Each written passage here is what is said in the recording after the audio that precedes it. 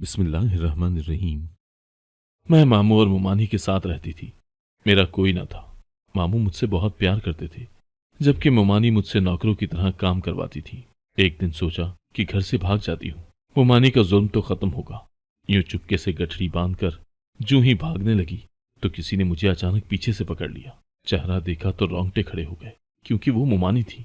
मुझे लगा कि मुमानी अभी मुझे मारकर दफना देगी, मगर उस वक्त बहुत हैरान हुई जब मोमानी मुझे पकड़कर कमरे में ले गई और अपनी चादर मेरे पाँव में फेंक कर बोली, मैं तुम्हें दुनिया की सब दौलत दे दूंगी, बस मेरा एक काम कर दो। मैं मान गई, मगर अगले ही लम्हे काम का पता चला तो रूह रस गई।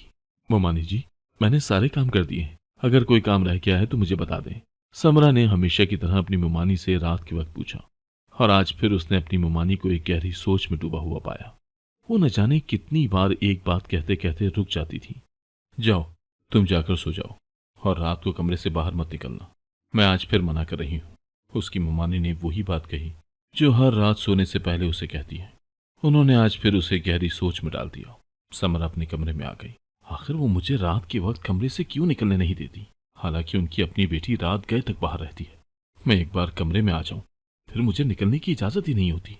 वो खुद से सवाल कर रही थी। समरा छोटी सी थी जब उसके वालिदैन वफात पा गए। फिर समरा के मामू उसे अपने साथ अपने घर ले आए। वो समरा से बहुत प्यार करते थे, लेकिन समरा की मुमानी ने उसे बचपन से ही घर के कामों में लगा दिया और उसकी पढ़ाई वगैरह छुड़वा दी। अचानक रात के वक्त समरा की आंख खुली। उसकी मुमानी उसके पास बैठी हुई थी। वो हैरानगी से उन्हें देखने लगी। आप इस वक्त यहाँ क्या कर रही हैं? आपको कोई काम था क्या? उसने हैरत से पूछा। काम तो बहुत सारे हैं, लेकिन मैं डरती हूँ। उसकी मुमानी उसके चेहरे को घूरते हुए बोली। क्या मतलब है मुमानी? आपको कोई काम है तो बताएं, मैं कर देती हूँ। आप भला डर सकती हैं किसी से? समरा को झटका लगा था मुमानी की बात सुनकर कि वो डरती हैं। भला वो कैसे किसी से डर सकती हैं? सब तो उनसे डरते हैं। जाओ, छत से मेरे कपड़े उतार कर लाओ, मौसम खराब हो रहा है। उसकी मुमानी उससे निगाहें चुरा कर बोली। समरा हैरत से उनका चेहरा देखने लगी। कल तक तो वो उसे कमरे से बाहर नहीं जाने दे रही थी, और आज उसे इतनी रात को छत पर जाने का बोल रही थी। ये मुमानी को क्या हो गया है? आखिर ये चाहती क्या है? मुझे तो दाल में कुछ काला लग रहा है। बाहर का मौसम भी ठीक है और छत पर उनके कपड़े भी नहीं थे, फिर भी मुमानी मुझे छत पर भेज रही है। वो खुद से बातें करती हुई सीढ़ियां चढ़ रही थी। उसे डर भी लग रहा था। वो जैसे ही छत पर चढ़ी, अचानक सामने देखकर उसके रोंगटे खड़े हो गए। वो पेशानी से पसीना साफ करती हुई नीचे की तरफ आ गई। क्या हुआ है? तुम इतना घबराई हुई क्यों हो? जैसे तुमने छत पर कोई जिनभूत देख लिया हो और मेरे कपड़े भी उतार कर नहीं लाई। उसकी मुमानी गुस्से में उसे कहने लगी। नहीं, मैं वैसे ही भाग कर आई हूँ। आपके छत पर कोई कपड़े नहीं थे, वो कल शाम को ही मैंने उतार लिए थे। वो पेशानी साफ करती हुई बोली। उसकी मुमानी अपने कमरे में चली गई और वो अपने कमरे में आ गई। क्या मुमानी इन सब के बारे में जानती है जो मुझे छत पर भेजा था देखने के लिए? क्योंकि कपड़े तो मैंने कल उनके सामने ही उतार लिए थे, फिर उन्होंने मुझे क्यों भेजा? और वो छत का मंजर? समरा की पेशानी पर फिर से पसीना आने लगा। सुबह समरा किचन में खड़ी नाश्ता बना रही थी। इतने में उसकी मुमानी आई। समरा, मुझे एक बात बताओ, रात जब तुम छत पर गई थी, क्या कोई छत पर पहले से मौजूद था? उसकी मुमानी उसे अजीब नजरों से घूरती हुई बोली। नहीं तो, इतनी रात को भला छत पर कौन हो सकता है? कोई भी नहीं था। अगर होता तो मैं आपसे क्यों छुपाती? वो अपनी मुमानी को यकीन दिलाती हुई बोली। समरा, मेरी एक बात याद रखना, अगर तुमने मुझसे झूठ बोला तो मैं तुम्हें छोड़ूंगी नहीं। अपनी हालत की तुम खुद जिम्मेदार होगी। वो गुस्से से बोली। वैसे बात इतनी बड़ी भी नहीं थी जितना ये मुझसे पूछ रही है। अगर मैं इनको बता दूं तो? नहीं, अगर इनको बता दिया तो इन्होंने तो पूरा घर ही सर पर उठा लेना है। वो अपनी सोचों में ही गुम हो गई। उस दिन के बाद समरा की मुमानी उससे पहले से ज्यादा काम करवाती थी। सारा दिन भी वो काम करती और सारी रात भी। बिला वजह के काम उसकी मुमानी करवाती थी। कहीं ये पागल तो नहीं हो गई? हर वक्त काम करवाती रहती है, ठीक काम को भी गलत कह देती है। ऐसा क्यों कर रही है मेरे साथ? अब तो मामू भी अक्सर घर नहीं होते।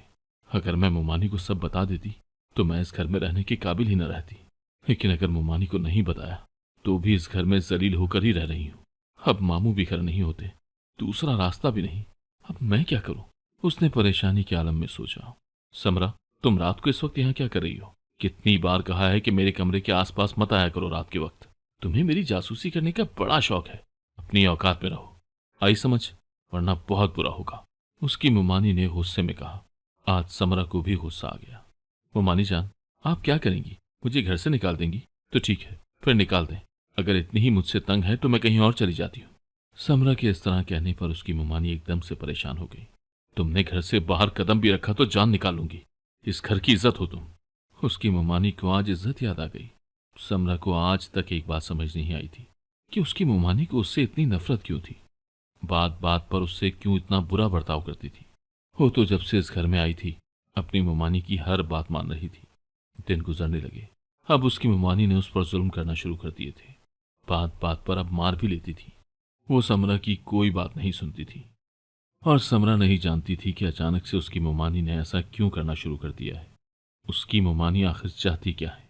मामू जान, मुझे आपसे बात करनी है। आज कितने दिनों बाद आप घर आए हैं। आप सोच भी नहीं सकते कि आपकी वजह से मुझे कितनी अजियत बर्दाश्त करनी पड़ी है। वह अपने मामू के पास बैठती हुई बोली, समरा, यहां से चली जाओ। मैंने उस रात तुम्हें कहा भी था कि अपनी मुमानी से कोई बात न करना, फिर भी तुमने की। उसके मामू गुस्से में कहने लगे, मामू, आपने मना किया था, मैंने उनसे कोई बात नहीं की। आप क्यों मुझे गलत समझ रहे हैं। वो मुझ पर जुल्म करती हैं और मुझे नहीं पता कि वो ऐसा क्यों कर रही हैं। अगर मैं उनको सारी बात बता देती तो शायद वो मुझ पर इतना जुल्म न करती। वो अपने मामू के सामने रो देने को थी, पर वो तो गलतफहमी में मुब्तला थे। कैसे उसकी कोई बात सुन लेते। वो गुस्से में उठकर चले गए। एक आखिरी उम्मीद मामू थे, उन्होंने भी रुख मोड़ लिया। अब मैं क्या करूं, किससे कहूं, किसको बताऊं कि कौन मेरी बात सुनेगा। क्या मैं मुमानी को बता दूं? लेकिन अब तक तो उन्हें पता चल गया होगा। लेकिन पता कैसे चल सकता है? ना मामू ने कोई बात की, ना मैंने। फिर तीसरा कौन हो सकता है जो ये बात मुमानी को बता सकता है? वो खुद से ही सवाल जवाब कर रही थी। अचानक से उसकी मुमानी आ गई और उस पर चिल्लाना शुरू हो गई। वो डर गई। मुमानी जान, आप मुझे मार क्यों नहीं देती? हर वक्त अजियत देती रहती हैं। मैंने आपका क्या बिगाड़ा है जो ऐसे करती हैं आप मेरे साथ? बताए ना। आपका तो बस नहीं चल रहा कि मुझे आग में ही डाल दें। वो गुस्से में अपनी मुमानी से कहने लगी। वो इतनी बातें कर रही थी, अचानक वो खामोश हो गई, क्योंकि उसकी बातों के जवाब में वो बिल्कुल खामोश खड़ी थी। और फिर वो धीरे से कमरे से निकल गई और समरा उन्हें जाता हुआ देखने लगी। ये मुमानी को क्या हुआ? ऐसे खामोशी से क्यों चली गई? वो हैरत से उनके पीछे गई, पर फिर अचानक से रुक गई। सामने मामू को खड़ा देखकर अब उसे समझ आई कि उसकी मुमानी खामोश क्यों हो गई थी। उसके मामू गुस्से में उसे घूर रहे थे। समरा, कभी भूल कर भी अपनी मुमानी को मत बताना, वरना मुझसे बुरा कोई नहीं होगा। मैं जानता हूं तुम अपनी मुमानी को सब कुछ बता देना चाहती हो, पर वो कुछ नहीं जानती। अच्छा होगा कि तुम भी कुछ मत बताना। वक्त आने पर मैं खुद ही बता दूंगा, उसके मामू ने उससे कहा, और उसने इस बात में सर हिला दिया। चंद दिन बाद घर में उसके कजन की शादी की तैयारियां शुरू हो गई। उसकी मुमानी सारा दिन काम करवाती रहती। रात के 12 बजे वो जाकर सोती और फिर सुबह सुबह उठ जाती। वो इस सब से थक चुकी थी। अल्लाह अल्लाह करके उसकी कजन की शादी हो गई। अब तो वो घर में खुद को बिल्कुल अकेला महसूस करती थी। हर वक्त मुमानी की बातें सुनती। न जाने दिन भर उसकी मुमानी उसे क्या क्या बोलती रहती। अब मैं मजीद यहां पर नहीं रहूंगी। मुझसे नहीं बर्दाश्त होती उनकी ये बातें। मैं कोई नौकरानी हूं उनकी जो सारे काम करके दूं? और अगर इतना काम कहीं और करूंगी तो सुकून से रह लूंगी वहां। वो रात के वक्त सोचती हुई अपने कपड़ों की गठड़ी बांधने लगी। सारे कपड़े बांधकर वो जाने के लिए तैयार हो गई। अभी वो अपने कमरे से निकलकर बाहर की तरफ जाने ही लगी थी कि अचानक किसी ने उसके कंधे पर हाथ रखा। वो एकदम से डर गई। उसकी टांगें कांपने लगी। जब उसने मुड़कर सामने देखा तो उसके रोंगटे खड़े हो गए। उसका चेहरा पसीने से शराबोर हो गया। उसे लगा कि उसकी मुमानी उसे यहीं मारकर दफना देगी, लेकिन उसकी मुमानी एकदम से नॉर्मल हो गई और उसका बाजू पकड़कर अपने कमरे में ले आई। वो हैरान परेशान से अपनी मुमानी को देख रही थी। उसकी मुमानी ने अपनी चादर उसके कदमों में रख दी और उसके आगे हाथ जोड़कर बोली, मेरा तुम एक काम कर दो, मैं तुम्हें कुछ भी नहीं कहूंगी कभी भी। बेशक जो मर्जी मुझे कह लेना, जो मर्जी कर लेना, पर तुम पहले मेरा एक काम कर दो। वो हैरत से अपनी मुमानी को देख रही थी। उसे अजीब लग रहा था अपनी मुमानी को इस तरह देखकर, लेकिन जैसे ही उन्होंने अपना काम बताया उसके रोंगटे खड़े हो गए और वो नफी में सर हिलाने लगी। मुमानी जान, ये आप क्या कह रही हैं? मैं ऐसा कुछ नहीं कर सकती। आप तो अच्छी तरह जानती हैं ये बहुत गलत है। मैं ऐसा कुछ नहीं करूंगी। मैं आपको बता रही हूँ, आप मुझे जाने दें, मैं कहीं भी चली जाऊंगी। वो बेबसी से कहने लगी, समरा, एक काम बोला है, करना पड़ेगा। इतना सा काम नहीं कर सकती तुम मेरे लिए? मैंने बोला है ना कि मेरी सारी दौलत तुम ले लेना और जो मांगोगी वो सब कुछ तुम ले लेना। बस तुम मेरा ये काम कर दो, फिर मैं भी सुकून से मर जाऊंगी और अपना सब कुछ तुम्हें दे जाऊंगी। अपनी बेटी को कुछ भी नहीं दूंगी, फिर तुम सुकून से रहना। उसकी मुमानी उससे एक उम्मीद लगाकर कह रही थी और समरा गहरी सोच में डूबी हुई थी। वो क्या करे और क्या ना करे। एक तरफ इतना मुश्किल काम था तो दूसरी तरफ इतना कुछ था उसके लिए। उमानी जान, आप इतना बड़ा काम मुझे करने को कह रही हैं, मैं कैसे करूं ये सब? आप जानती हैं ना कितना मुश्किल है मेरे लिए। आप ऐसा कैसे कर सकती हैं? आप में इतनी हिम्मत है जो ये काम करवा रही हैं? वो हैरानगी से पूछने लगी। अगर हिम्मत होती तो ये काम मैं खुद भी कर सकती थी। तुम सोच नहीं सकती कि इस वक्त मेरा क्या हाल है। वो गुस्से में कहने लगी। वैसे मुझे समझ नहीं आ रही, मोमानी आपको इस बात का पता कैसे चला? मैं जानती हूँ कि इस बात के बारे में कोई भी नहीं जानता था, लेकिन आपको कैसे पता चला? वो तजस्सुस से अपनी मोमानी की तरफ देखकर पूछने लगी। उसकी मोमानी को एकदम से गुस्सा आ गया। मैंने एक काम बोला है, बस वो कर दो। तुम्हें समझ नहीं आ रही? बोला ना बदले में सब कुछ तुम ले लेना, फिर तुम नखरे क्यों दिखा रही हो? जानती हो ना, अगर तुमने ये काम ना किया तो मैं खुद कर दूंगी और सारी बात तुम पर डाल दूंगी। उसकी मोमानी ने उसे घूर कर कहा। अच्छा ठीक है, अगर मैं काम करूं या ना करूं नाम मेरा ही आएगा, तो फिर ठीक है, ये काम मैं ही कर देती हूँ। वो बेबसी से कहने लगी। तुम्हारा नाम नहीं आएगा इस काम में, बस तुम्हें ये काम करना है, फिर सब कुछ जो मेरा है वो तुम्हारा होगा, फिर सुकून की जिंदगी गुजारना। उसकी मोमानी ने मुस्कुराते हुए कहा। समरा को अपनी मोमानी के लबों की मुस्कुराहट जहर लग रही थी। उसका बस नहीं चल रहा था कि वो अपने साथ कुछ कर ले। उसके लिए वो काम करना और अपनी रगें काटना बराबर था। वो अपने कमरे में आकर पूरी रात यही सोचती रही कि आखिर वो ये सब कुछ कैसे करेगी। उसे अपनी मोमानी पर भी गुस्सा आ रहा था। अचानक उसके दिमाग में चमका हुआ। उसे एक तरकीब सूझी और उसके लबों पर मुस्कुराहट बिखर गई। वो जल्दी से मोमानी के कमरे की तरफ गई, लेकिन मोमानी के कमरे से आने वाली आवाज ने उसके लबों की सारी मुस्कुराहट खत्म कर दी। मोमानी की बातें सीधा उसके दिल पर जा लगी। वो बेजान से कदम उठाती अपने कमरे में आ गई। मोमानी, मुझे आपसे ऐसी उम्मीद नहीं थी। उसने अपने आंसू साफ किए और गहरी सांस ली। मोमानी को लग रहा है कि मैं उनका काम नहीं कर सकती, अब मैं उन्हें करके ही दिखाऊंगी। सुबह के वक्त वो मोमानी के कमरे में गई, पर उसकी मोमानी कमरे में मौजूद नहीं थी। उसने पूरे घर में मोमानी को तलाश किया, पर वो घर में कहीं नहीं थी। ये मोमानी कहाँ जा सकती है? घर में ही तो होती है। इतनी सुबह सुबह किधर चली गई? अब मैं कहाँ से ढूंढूं? मुझे घर में अकेला छोड़ गई है। कहीं वो खुद ही तो ये काम करने नहीं चली गई? नहीं नहीं, मैं उन्हें ऐसा नहीं करने दूंगी। लेकिन मैं उनको ना करने दूं तो वो मुझे करना पड़ेगा, और ये काम मैं कैसे कर सकती हूँ? मैं इतनी बुरी तो नहीं हूँ। मैं मोमानी को मना कर देती हूँ, बल्कि घर छोड़कर ही कहीं भाग जाती हूँ। ना मैं होंगी और ना ही मुझे ये काम करना पड़ेगा। वो खुद से बातों में लगी हुई अपने कमरे में आ गई। अगर मैंने उनकी बात मान ली तो आखिरत में अम्मा का सामना कैसे करूंगी? या अल्लाह, ये मोमानी के कहने पर मैं क्या करने जा रही हूँ? मैं ऐसी तो नहीं हूँ। वो खुद से ही बातें कर रही थी। अगर कोई उसे यूं बातें करता देख लेता तो उसे पागल ही कहता। मामू भी घर में नहीं है। मैं जानती हूँ कि मामू इस वक्त कहाँ है। अगर मोमानी उनके पास पहुंच गई तो फिर मामू का क्या बनेगा? वो खुद से ही सवाल जवाब कर रही थी। उसी वक्त उसकी मोमानी कमरे में दाखिल हुई। क्या खुद से बातें कर रही हो? मैं बाहर तक गई थी। जो तुम्हारा काम है वो तुम्हें ही करना है, तुम फिक्र मत करो। मैं नहीं कर सकती वो काम, उसकी मोमानी ने मुस्कुराते हुए कहा। और उसे अपनी मोमानी की ये मुस्कुराहट फिर से जहर ही लग रही थी। जब तक मेरा काम नहीं करोगी मैं तुम्हें इस घर से कदम भी बाहर नहीं रखने दूंगी। तुम्हें तब तक यहाँ रहना है। मेरा काम करने के बाद मेरा सब कुछ ले लेना, फिर जहां मर्जी जाना। उसकी मोमानी ने मुस्कुराते हुए कहा। मैं आपका काम नहीं कर सकती। आप सोच भी नहीं सकती कि आप मुझे क्या काम करने को कह रही हैं। अगर आपने फिर से मुझे कहा तो मैं मामू को सब कुछ बता दूंगी। वो गुस्से में कहने लगी। उसकी मोमानी मुस्कुराई। मैं जानती हूँ तुम अपने मामू को कुछ नहीं बता सकती। समरा हैरान थी। उसकी मोमानी कितनी आसानी से ये सब कुछ कह रही थी। क्या उन्हें कोई डर नहीं लग रहा था? रात के वक्त समरा छत पर खड़ी सोच रही थी उसे सब कुछ कैसे करना होगा। अचानक से उसके दिमाग में अपनी कजन का ख्याल आया। अब एक वही है जो मेरी मदद कर सकती है और मोमानी को इतना बड़ा कदम उठाने से बचा सकती है। लेकिन अगर मैं उसे सच बताऊंगी तो वो भी मोमानी का ही साथ ना देने लग जाए। अब मैं क्या करूं? किसको बताऊं कि मोमानी के इरादे क्या है? मोमानी कितना गलत कदम उठा रही है। मैं कैसे मोमानी को रोकूं? जो वो कर रही है वो गलत है। लेकिन अगर मैं उस रात मोमानी को सब कुछ बता देती तो शायद आज ऐसा ना होता। काश मैंने उस रात सब कुछ मोमानी को बता दिया होता कि मैंने छत पर क्या देखा, तो मोमानी आज इतना बड़ा फैसला न करती।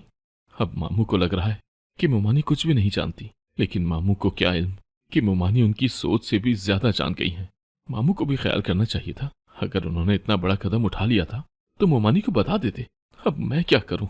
मामू से भी कोई राब्ता नहीं हो रहा, और मोमानी ने तभी मुझे इस घर से बाहर निकलने देना है जब मैंने ये कहना है कि मैं उनका काम करने जा रही हूं। पर मैं तो मोमानी का काम करने से बच रही हूँ और उन्हें भी इस काम से बचा रही हूँ। शाम के वक्त समरा के पास उसकी मोमानी आई और उसे कहने लगी, समरा, आज रात तुम मेरा काम कर दो बस। बहुत मांग लिए तुमने दिन। ये इस कागज पर मैंने पता लिख दिया है और उस घर से तुम मेरा काम करके ना निकली तो याद रखना, मुझसे बुरा कोई भी नहीं होगा।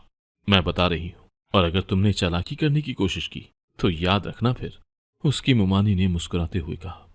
समरा घबरा गई और इस बात में सर हिलाने लगी और मोमानी के हाथ से वो कागज पकड़ लिया। रात के वक्त समरा हाथ में कागज दबाए सड़क पर चल रही थी। उसे यूं लगा जैसे कोई उसका पीछा कर रहा हो। मेरे पीछे कौन हो सकता है?